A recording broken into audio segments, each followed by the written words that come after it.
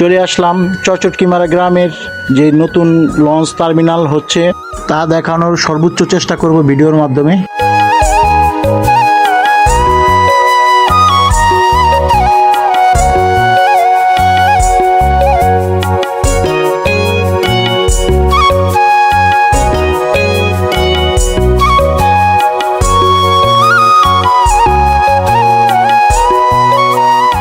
এই ঘাটের রাস্তাটির কাজ চলমান আছে।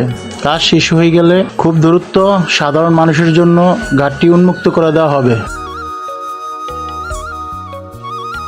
আপনারা দেখতে পারতেছেন কাটা দিয়ে রাস্তাটিকে বন্ধ করা হয়েছে। বর্তমানে এই ঘাটিতে প্রবেশ করতে হলে অনুমতি নিতে হয় কর্তৃপক্ষ থেকে। টার্মিনালটি হেঁটে দেখতেছে ছোট ভাই, কিরকম সুযোগ সুবিধা কিরকম দেখতে লাগে। বাংলাদেশের নাম করা দ্বীপ জেলা ভোলা, ইলিশ মাছের বসবাস মহিষের দই সেরা। বাংলাদেশের নাম করা দ্বীপ জেলা ভোলা, ইলিশ মাছের বসবাস মহিষের দই সেরা। আমি এখন বর্তমানে আছি ব্যাংকের হাট লঞ্চ ঘাট পল্টনের উপরে, যেটার কাজ এখনো চলমান। আপনার পাশে দেখতে পাচ্ছেন এখানে বিভিন্ন রকমের কাজ চলতেছে এখনো।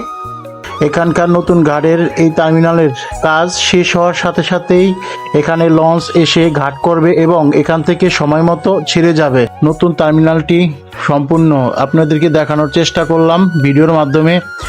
ভালো লেগে থাকলে অবশ্যই শেয়ার করে দিবেন অন্যকে দেখার জন্য। আমাদের ভোলা জেলার মানুষের একটাই দাবি, ভোলা বরিশাল সেতু খুব দ্রুত যে হয়।